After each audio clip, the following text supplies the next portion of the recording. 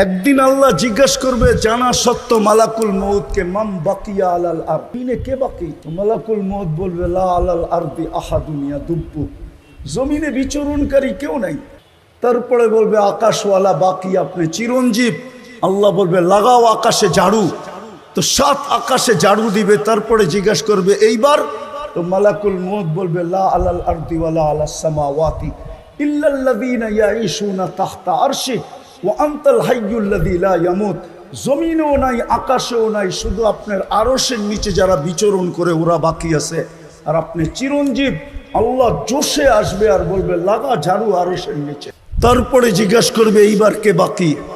তো বলবে লা আলাল আরদি ওয়ালা আলাস সামাওয়াতি ওয়ালা তাহতা আরশি ইল্লা ইসনা আশারা, শুধু 12 জন বাকি আছে, আপনি চিরঞ্জীব। আল্লাহ বলবে নাম বলো। তো বলবে আমরা 4 জন, জিবরিল, মিকাইল, ইসরাফিল, মালাকুল মউত ও সামানিয়াতু মিন হামিলাতি আরশি, আপনার আরশ আর বহনকারী 8 জন, আর আমরা আপনি চিরঞ্জীব। তারপরে হুকুম আসবে 3 জনের মৃত্যু হোক। আবার জিজ্ঞাসা করবে, আবার বলবে এইবার 9 জন, আমি আর আরশ বহনকারী 8 জন।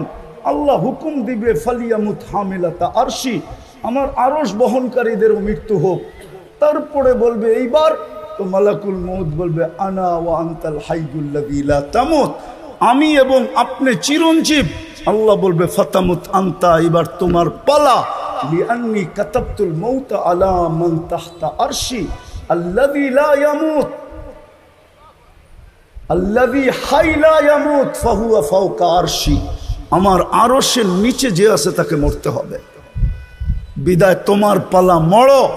সায়ুলকি আলাইহি সাকারাতাল মাউত, আল্লাহ ওনার উপরে মৃত্যুর যাতনা ঢালবেন আর উনি চিৎকার দিবেন আর পড়বেন আর বলবেন লাউ আলিমতু সাকরাতাল মাউত মা কাবাস্তু আরওয়াহাল মুমিনিন, আমি মৃত্যুর সম্বন্ধে যদি কিঞ্চিত ধারণা থাকতো তাহলে কোনো মুমিন মুসলমানের দায়িত্ব আমি কোনোদিন নিতাম না। এত কষ্ট, বিদায় চলে যেতে হবে, কিন্তু নিজেকে দামি বানায় নিয়ে যেতে হবে। আমি কথাকে গুছায় নিয়ে আসতেছি। দামি বানানোর জন্যই আমাদের পিছনে বাজেট, 24 ঘন্টার বাজেট। শুধু বাজেট না, 24 ঘন্টা সুরক্ষা। নাইলে এই জমিন আমাদেরকে 1 মিনিট টিকতে দিত না। শুনবেন, জমিন প্রতিদিন বলে আলা কুল্লা ইয়াউমিন ওয়াল আরদু তাস্তাযিনু রাব্বা, জমিন প্রতিদিন বলে আল্লাহ অনুমতি দেন না আন আবতালিয়া ইবনা আদম ফি বাতনি, আমি মানুষকে পেটে নিয়ে নিব, পেটে। শুধু জমিন বলে না, আলা কুল্লা ইয়াউমিন ওয়াল বাহরু ইয়াস্তাযিনু রাব্বা, বুড়িগঙ্গা ডেলি বলে আল্লাহ অনুমতি দেন না, সমুদ্র প্রতিদিন বলে আল্লাহ অনুমতি দেন না।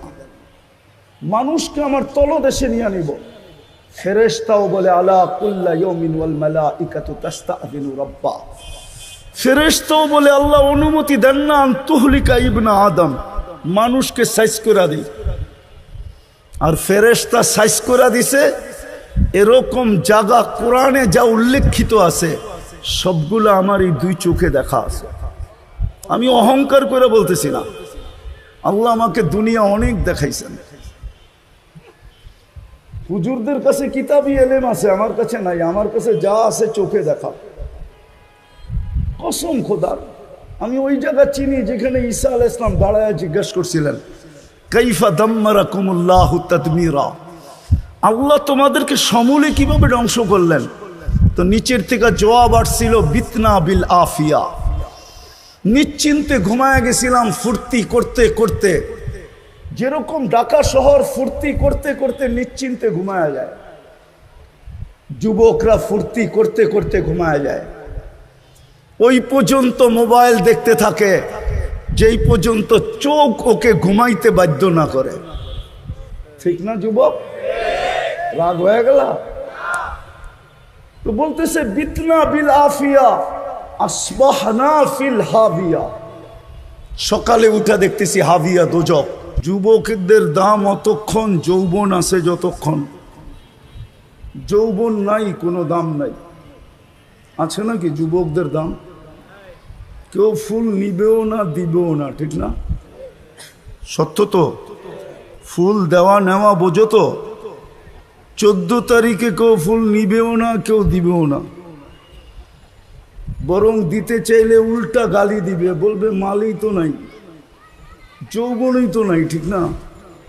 বরং উল্টা 20টা গালি দিবে, ঠিক না?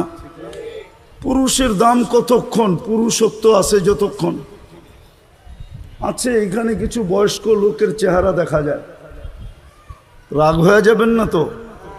বয়স্কদেরকে বলতেছি, আপনাদেরকে না। আবার ওনারা রাগ হয়ে গেলে অসুবিধা, ঠিক না?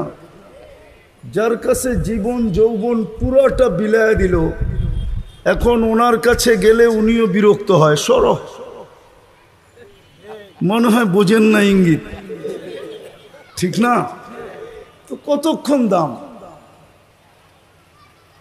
নারীর কাছে? নারীর দাম অতক্ষণ নারীত্ব আছে যতক্ষণ, রূপসীর দাম অতক্ষণ রূপ আছে যতক্ষণ। এই জন্যই তো 1 বৎসরের বেশি 2 বৎসর বিশ্ব সুন্দরী হওয়া যায় না। 1 বৎসর পার হইতে না হইতেই ওর রূপ খসা পড়া যায়, ঠিক না? 2য় বৎসর আবার নতুন তালাশ করে, আগেরটা শেষ। এরকম প্রত্যেক ব্যক্তির কাছে দাম কতক্ষণ? দুনিয়াতে কতক্ষণ দাম? আমরা কয়েকদিন আগেই দেখতাম মিডিয়াওয়ালারা তেল মারতে মারতে মারতে মারতে তেলের দাম বাড়ায় দিছিল, ঠিক না? সত্য তো? আবার মিডিয়া লিখতে শুরু করছে তেল ছাড়া কিভাবে পাকানো যায়। এখন ওই মিডিয়া কি দেখতেছি, স্বৈরাচার বলতে বলতে বলতে গলা শুকায় ফেলে, আবার মাঝে মাঝে খবরের মধ্যখানে পানিও খায়। তো মানুষের দাম কতক্ষণ? বাইচা আছে যতক্ষণ, অথবা যেই জিনিসের কারণে সে সমাজে দামি, ওই জিনিসটা তার হাতের মুঠায় আছে যতক্ষণ। রাগ হয়ে যান না। কেউ আবার সরকারি অফিসার, এক্স অফিসার থাকলে দেখা যায় আমাদের সমাজে, যতক্ষণ চেয়ারে আছে ফাইল নিয়ে সবাইকে কানে ধরে ঘুরাইতেছে। যেদিন উনি এলপিআরে গেছে ওই দিন থেকে উনি ফাইল নিয়ে অফিসে অফিসে ঘুরতেছে। কলিগরা দেখে আর মুস্কি মুস্কি হাসে যে এতদিন তো তুমি সবাইরে কানে ধরে ঘুরাইতা, এইবার দেখো তোমার ঘুরতে কেমন মজা লাগে। তো চেয়ারে আছে, দাম আছে। আমার এটা বুঝানোর জন্য আমি বুঝাইতে চাইতেছি আল্লাহর কাছে আপনি দামি কতটুকু। আল্লাহর কাছে যে দামি হবে সে চিরদিন দামি।